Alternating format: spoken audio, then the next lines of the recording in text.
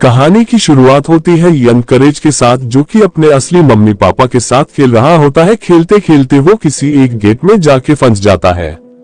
उसके बाद उसके मम्मी पापा उसे एक वेट के पास लेके जाते हैं।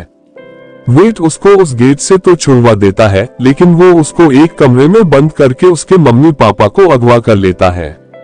उस बोर साइंटिस्ट का प्लान होता है कि धरती के जानवरों को स्पेस के किसी प्लेनेट में भेजकर उन्हें सुपर बनाना। वो करेज के मम्मी पापा को रॉकेट में ठूस ही रहा होता है कि उतने में छोटा करेज आता है अपने मम्मी पापा को बचाने, लेकिन करेज महज एक बच्चा ही होता है तो वो ज्यादा कुछ नहीं कर पाता और अपनी जान बचाने के लिए एक टनल में जाके कूद जाता है। टनल के उस पार वो एक कचरे के डिब्बे में जाके गिर जाता है, जहां से वो देखता है कि वो सेम रॉकेट जिसमें उसके मम्मी पापा थे वो टेक ऑफ ले चुका है। अब शायद छोटे करेज को पता चल जाता है चुका था कि वो अपने मम्मी पापा को अब दोबारा कभी नहीं देखेगा। अब एक छोटा सा कुकुर का पिल्ला पूरा अकेला हो चुका था। वो उस जगह भूखा प्यासा अकेला ही रह रहा था। उसके कुछ दिनों बाद उसे मुरल मिलती है, जिसे करेज पे दया आ जाती है और वो करेज को गोद ले लेती है। इतने सुनसान और खतरनाक जगह पे छोटे से पिल्ले का अकेला रहना सच में काफी बहादुरी की बात थी और इसी के कारण मुरल ने उस पिल्ले का नाम करेज रख दिया। कवदी डॉग के 4 सीजन और 52 एपिसोड्स थे, लेकिन इंडिया में इनके आधे एपिसोड भी नहीं दिखाए गए, जिसकी वजह से तुम लोगों को शायद इसकी पूरी स्टोरी नहीं पता होगी। तो अपने बचपन की आदत ताजा करने के लिए रेडी हो जाओ, आराम से बैठ जाओ, हो सके तो कुछ खाने के लिए ले आओ। पूरे लाइफ की कहानी जानने से पहले हम इस शो के कुछ इम्पोर्टेंट कैरेक्टर्स के बारे में जान लेते हैं। करेज, जो किसी नाम का ही करेज है, असल में ये काफी डरपोक किस्म का कुत्ता है, लेकिन ये अपने मौलियों पे आई मुसीबत से लड़ने के लिए किसी भी हद तक जा सकता है। ये अपने मालिक म्यूरल और यूसिस की देखभाल करता है। म्यूरल की बात करें तो वो काफी शांत स्वभाव की एक ओल्ड लेडी है। घर को संभालना, खाना बनाना और करेज का साथ देती है। एक बूढ़ा खड़ूस और चिड़चिड़ा किसान है, जो कि हमेशा करेज को डराना है या फिर उसे नीचा दिखाने के लिए बेवकूफ नासमझ डॉगी बोलता रहता है। नासमझ डॉगी, तुमने मुझे कार्टून बना दिया। इसके अलावा इस घर का एक चौथा सदस्य भी है, दी कंप्यूटर, और ये कोई मामूली कंप्यूटर नहीं है। ये वर्ल्ड का फर्स्ट एआई कंप्यूटर है।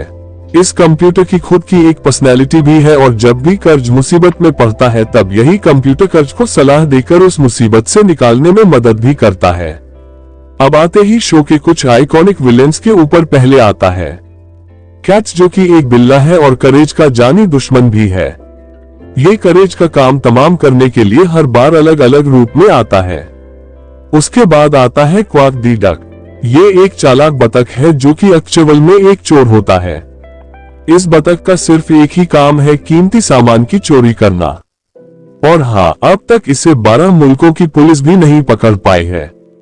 उसके बाद आता है वन ऑफ दी वो क्रिपिएस्ट कैरेक्टर, दी फ्रेड। इस बंदे का थोपड़ा और इसकी स्माइल देखो, मतलब इस स्माइल को देखकर अभी के टाइम में भी अच्छे से अच्छा बंदा अनकंफर्टेबल हो जाएगा। और इस शो को हम बचपन में देखा करते थे। इस बंदे को एक बहुत ही बुरी लत थी, नहीं वैसी लत नहीं, इस बंदे को बाल काटने की लत थी। जब भी ये करेज को देखता वो उसको पकड़ के हमेशा टकला कर देता है। अब फाइनली आते हैं इसकी स्टोरी पर। करेज और एक तेज तूफान के बीच में एक होटल में रुकते हैं, कैट्स मॉडल होटल।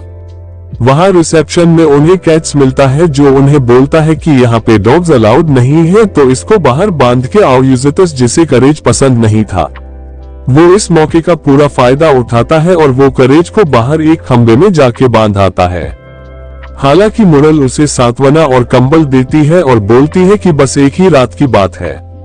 करेज को बाहर बांध के दोनों बस सोने की तैयारी कर ही रहे होते हैं, लेकिन रात होते ही कैट्स करेज के सामने एक डिब्बा रख देता है, जिसमें से एक भयानक मकड़ी निकलती है, जो कि करेज पे हमला करना शुरू कर देती है। और एक मकड़ी मुरल के नहाने वाले पानी में होती है। करेज जैसे तैसे उस मकड़ी को हरा के मुरल की मदद करने के लिए जाता है और मुरल उसे यूसेजेस को जगाने के लिए भेजती है, लेकिन वो बूढ़ो काफी गहरी नींद में सो रहा होता है और करेज उसे जगाने में नाकाम रहता है। अब रहता है, लेकिन जब करेज दूसरी बार आता है तो वहाँ यूजर्स नहीं होता, तो करेज मदद मांगने के लिए रिसेप्शन में जाता है, लेकिन वहाँ भी कोई नहीं होता। उसके बाद करेज स्टाफ रूम का दरवाजा खोलदार वहाँ पे देखता है। यूजर्स को मकड़ी के जाले में लपका हुआ, लेकिन जैसे ही मकड़ी यूजर्स पे हमला करने वाली होती है, हमारा बहादुर करेज उसे एक लकड़ी से कुचल देता है और कैट्स वहां पे आ चुका था, लेकिन करेज उस पर दे मारता है। कैट्स फाइनली करेज को पकड़ लेता है और उसको बोलता है कि अगर तुझे यहाँ से निकलना है तो मेरे साथ एक गेम खेलना पड़ेगा। इस बीच मुरेल अपने ही दम पे उस मकड़ी को हरा देती है और करेज की खोज में निकल जाती है। करेज ऑलमोस्ट हार मानने ही वाला होता है, लेकिन इसी बीच मुरेल कैट्स के सर पे एक टेनिस रैकेट दे मारती है और मकड़ी के जाले में लिपटे हुए यूजर्स को लेकर वहां से चले जाते हैं। इसके नेक्स्ट एपिसोड में हमें इसी शो के एक बदनाम विलन वो एक दी डक से मिलवाया जाता है। जैसा कि मैंने बताया कि वो एक चोर होता है। एपिसोड की शुरुआत होती है अपने छत रिपेयर करने से, तभी एक लकड़ी का टुकड़ा टूटकर मुरल के सर पे लगता है और वो अपनी सारी यादाश्त खो देती है। यूज तो इस मौके का पूरा फायदा उठाता है और सबसे पहले वो करेज को लात मार के घर से बाहर निकाल देता है और वो मुरल को बोलता है कि उसका सिर्फ एक ही काम है, उसके हर रकम का पालन करना और उसके लिए खाना बनाना। मुरल जो कि यादाश्त खो चुकी थी, उसे लगा कि हाँ भाई शायद यही मेरा काम होगा।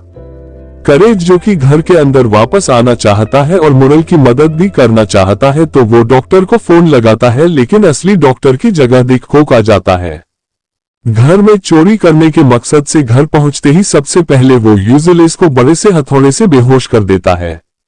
उसके बाद मुरल से वो पूछताछ करता है कि घर का सारा कीमती सामान किधर है, लेकिन मुरल की यादाश्त तो जा चुकी थी, तो उसे कुछ भी पता नहीं होता और करेज ये सब देख रहा होता है। तो वो खिड़की के जरिए कंप्यूटर के पास पहुंचता है और पुलिस को बुलाता है।